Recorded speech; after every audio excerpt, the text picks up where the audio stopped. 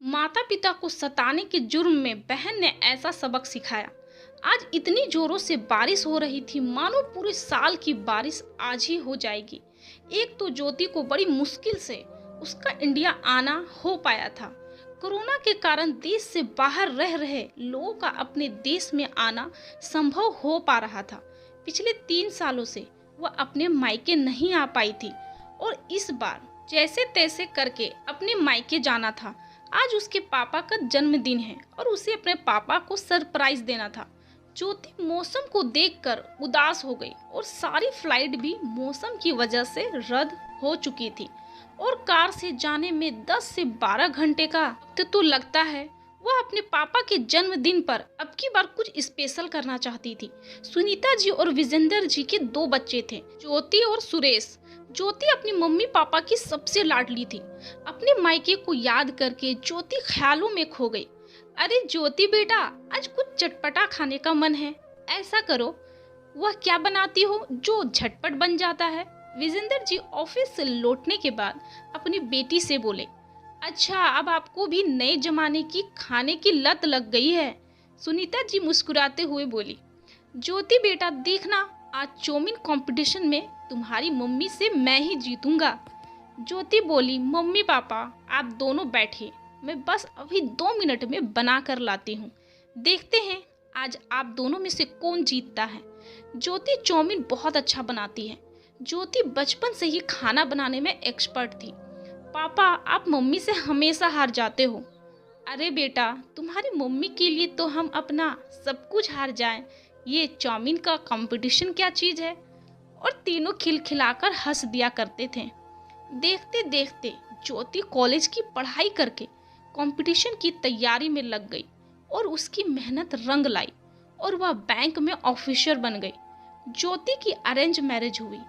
अब अमित और उसके मम्मी पापा ज्योति को देखने आए तो एक ही झलक में ही अमित के परिवार वालों ने उसे पसंद कर लिया। कुछ ही दिनों में दोनों की शादी हो गई। बड़े धूमधाम से शादी हुआ और ज्योति ने भारी मन से अपनी मम्मी पापा से विदा ली।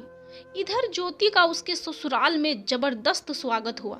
शादी के कुछ दिनों बाद ही अमित को अपनी नौकरी पर वापस लौटना था। अमित को जल्दी वीजा लग गया और विदेश लौट गया, लेकिन ज्योति का वीजा नहीं लग पा रहा था। एक तरफ पति के पास जाने की खुशी और दूसरी तरफ अपनी मम्मी पापा को छोड़कर विदेश जाने का गम। यहाँ रहती तो वह कभी भी मम्मी पापा से मिलने आ सकती थी, लेकिन विदेश जाकर यह संभव नहीं हो पाएगा। उसका मन बार बार इस चिंता से उभर रहा था। जाने से पहले ज्योति अपनी मम्मी पापा से मिलने अपने मायके गई और दोनों से लिपट कर खूब रोई। विजेंद्र जी ने दिलासा दिलाया कि बेटा तुम आराम से जाओ, अभी हम इतने बूढ़े नहीं हुए जो अपना ख्याल भी नहीं रख सकते, और तुम इतनी चिंता मत करो, तुम्हारे भाई भाभी तो है ना हमारा ख्याल रखने के लिए हमारे पास। तुम हमारी चिंता बिल्कुल मत करो, अपना ध्यान रखना। आज ज्योति को जाना है। उसने अपनी जॉब से रिजाइन भी कर लिया और यह डिसाइड कर लिया कि वह विदेश जाकर अपने पति के साथ कोई नई जॉब ढूंढ लेगी और फिर भारी मन से विदेश लौट गई।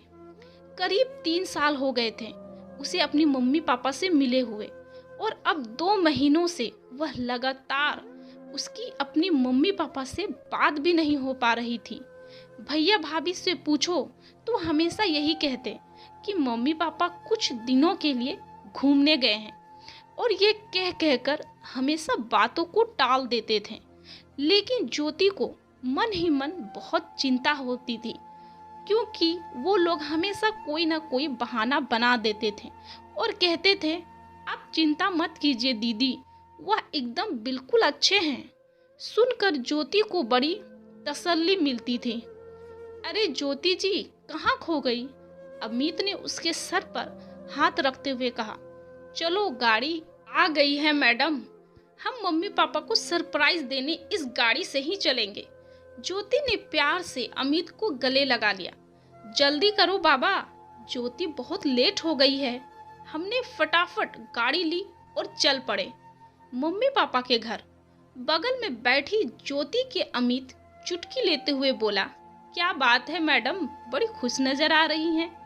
ज्योति अमित के कंधे पर सिर रखते हुए बोली, अमित आप बहुत अच्छे हैं जो मेरी मम्मी पापा का इतना ख्याल रखते हैं। इतना लंबा सफर तय करने के बाद आखिरकार ज्योति पहुंच ही गई अपने मायके। मम्मी पापा, भाई भाभी, कहाँ हो आप? देखो कौन आया है। ज्योति पूरे घर में घूमते हुए बोली, राजू, मम्मी पापा, भाई भाभी कहाँ है? सब लोग क्या कहीं गए हैं? राजू बोला, हाँ दीदी, बड़े साहब और मेम साहब कुछ दिनों के लिए बाहर घूमने गए हैं और छोटे साहब और छोटी मेम साहब बाबूजी की जन्मदिन पर मंदिर में पूजा करने गए हैं। ज्योति ने सोचा, क्या मम्मी को आज पापा का जन्मदिन याद नहीं है? मम्मी तो हमेशा पापा के जन्मदिन पर उनके लिए कुछ ना कुछ स्पेशल करती है। फिर अब की बार ऐसा क्या हुआ? उसने अपनी मम्मी पापा को फोन लगाया, लेकिन पता नहीं हर बार की तरह इस बार भी दोनों का फोन हमेशा की तरह स्विच ऑफ ही आता है। ज्योति ने अमित को गाड़ी घुमाने के लिए कहा, क्योंकि ज्योति ने सोचा, चलो मैं भी मंदिर जाकर पापा के लिए पूजा करके आती हूँ। कि ज्योति और उसकी मम्मी हमेशा ऐसा ही करती थी। ज्योति और अमित दोनों मंदिर पहुंचे, लेकिन रास्ते से लेकर मंदिर तक उसकी भैया भाभी उसे कहीं नहीं नजर आए। अजीब लगा, लेकिन उसने ज्यादा ध्यान नहीं दिया। सोचा कि पापा हमेशा से चाहते थे कि वह अपने जन्मदिन के मौके पर एक बार वृद्धा आश्रम जाकर वहां के लोगों को कुछ न कुछ दान दे। ज्योति ने कुछ गिफ्ट्स खरीदे और चल पड़े वृद्धा आश्रम की ओर। ज्योति मन ही मन बहुत खुश थी, लेकिन दूसरी तरफ थोड़ी उदास थी, क्योंकि अगर पापा खुद अपने हाथ से यह दान देते तो उन्हें और ज्यादा खुशी मिलती है। अमित और ज्योति ने वहां के लोगों को विजेंद्र जी के नाम से मिठाइयाँ बांटी। लोगों ने ज्योति के पापा और उसको ढेरों सारा आशीर्वाद दिया। ज्योति और अमित जैसे ही वृद्धा आश्रम से आने लगे तो कुछ ही दूरी पर उसे अपनी मम्मी पापा की झलक दिखाई दी। तभी ज्योति ने कहा, अमित गाड़ी पीछे लो।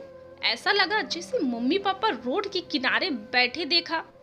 हमने जैसे गाड़ी पीछे किए, अपनी मम्मी पापा को ऐसी हालत देख ज्योति की आंखों में आंसू आ गए और वह रोने लगी।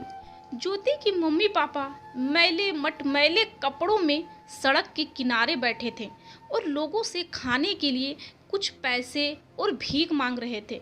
ज्योति ने दौड़कर अपनी मम्मी पापा को गले लगा लिया और जोर जोर से रोने लगी।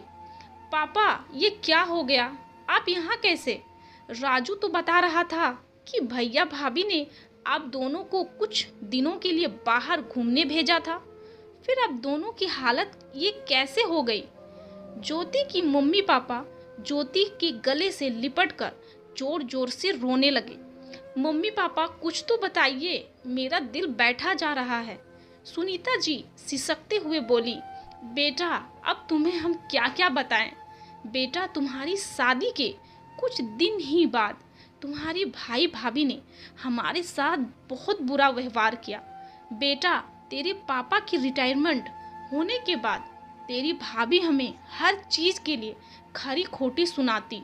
धीरे धीरे तेरा भाई भी उसकी बातों में आने लगा और हमें बहुत ज़्यादा परेशान करने लगा। तुम्हारा भाई भाभी की बातों पे आकर तुम्हारे पापा और मुझसे घर का पूरे दिन काम करवाता और खुद सारा दिन सहेलियों के साथ अपनी किटी पार्टी में तुम्हारी भाभी लगी रहती थी। इतना काम करने के बावजूद भी वह हम दोनों को बासी खाना देते। कभी कभार ताज़ा खाना हम छुपते छुपाते ले लेते तो हाथ से छीन लेती थी। ठंड में काम और बासी खाना खाकर तेरे पापा की तबीयत खराब हो गई। बेटा, मैंने तेरे भाई से दवा के लिए पैसे मांगे, लेकिन बेटे ने दन दनाते हुए कहा, माँ आपको दिखाई नहीं देता क्या मुझ पर कितना कर्जा चढ़ा हुआ है? बुढ़ापे में छोटी मोटी बीमारियां तो लगी रहती है। क्यों आप मुझे और खुद को परेशान करती रहती है? आप लोगों को और कुछ काम है कि नहीं? जाइए यहाँ से। मेरे पास फालतू के पैसे नहीं हैं। कुछ दिनों के बाद बेटे बहू ने हम दोनों को धक्के मारकर घर से बाहर निकाल दिया। ज्योति ने रोते हुए अपनी माँ को गले लगा लिया। ज्योति अपने मम्मी पापा के आंसू पोंछते हुए बोली, चलिए मम्मी पापा अपने घर, वह घर जो आपने अपनी मेहनत से बनवाया है, जहां आप दोनों की उस घर के एक एक कोने में यादें बसी है। आप उस घर को कैसे छोड़ सकते हैं? वह घर आज भी आप दोनों का है और हमेशा आप दोनों का ही रहेगा। भाई भाभी का उस पर कोई अधिकार नहीं, कोई आपको उस घर से नहीं निकाल सकता। ज्योति ने अपनी मम्मी पापा का हाथ पकड़ा और उन्हें घर ले आई। घर को देख उनकी मम्मी पापा की आंखों में आंसू आ गए, क्योंकि ज्योति ने पहले ही राजू को ही बोल दिया था कि तुम घर को अच्छे से डेकोरेट करके रखना, क्या पता मम्मी पापा शाम तक आ जाएं। तब उसे यह नहीं पता था कि वह इस हालत में पाएंगे, उसे इस रोड के किनारे पाएंगे। ज्योति ने देखा उसके भैया भाभी अभी तक नहीं आए और आएंगे भी कैसे, वह तो पूरे किट्टी पार्टी में लगे हुए थे। चलिए मम्मी पापा केक काटिए, ज्योति और अमित ने दोनों का हाथ पकड़ते हुए कहा। केक कटिंग होने के बाद सबने खाना खाया। ज्योति ने सारा खाना ज्योति के मम्मी पापा की पसंद का मंगवाया था, जो उन्हें महीनों बीत गए थे खाए हुए। ऐसा खाना खाता हुआ सुनीता जी और देवेंद्र जी अपनी बेटी और दामाद का इतना प्यार देख दोनों की आंखों में आंसू आ गए और उन्होंने ज्योति और अमित को गले से लगा लिया। दोनों लड़खड़ाते कदमों से देर रात उसकी भैया और भाभी घर पहुंचे तो मम्मी पापा को घर में देख दोनों के तो होश ही उड़ गए। आप दोनों की हिम्मत कैसे हुई दोबारा इस घर में आने की? कौन लाया तुम दोनों को? भैया भाभी ने गुस्साते हुए कहा। तभी ज्योति ने कहा, हाँ मैं लाई हूँ उन्हें, और मैं भी देखती हूँ कौन मेरी मम्मी पापा को यहाँ से दोबारा बाहर निकालता है। मैं निकालूंगा इन दोनों को बाहर जैसे पहले फेंका था। ज्योति ने गुस्से में सुरेश को एक जोरदार तमाचा खींच कर दिया। एक थप्पड़ से ही वह खड़ा सुरेश जमीन की धूल चाटने लगे। दीदी चिल्लाओ मत, तुमने अभी तक सिर्फ मेरा प्यार देखा है, अब ऐसा भयानक रूप देखोगे जो शायद ही तुम दोनों ने पहले कभी देखा होगा। तुम दोनों बियर की बोतल चढ़ाकर कौन सी मंदिर में मम्मी पापा के लिए पूजा करने गए थे? ज्योति ने अपने भाई को पकड़ते हुए कहा। दीदी आपकी हिम्मत कैसे हुई मेरा कॉलर पकड़ने की? एक छटाक की आवाज़ से सुरेश फिर से जमीन पर गिर गया। हिम्मत तुम दोनों ने अभी देखी ही कहाँ है मेरी। अमित जी इन दोनों का सामान उठाकर घर से बाहर सड़क पर फेंक दीजिए। मैं भी देखती हूँ आज मेरी माँ बाबूजी को घर से कैसे निकालता है कोई। दीदी आप हमारे साथ ऐसा नहीं कर सकती, ये घर मेरा है, सुरेश ने लड़खड़ाती आवाज में कहा। घर?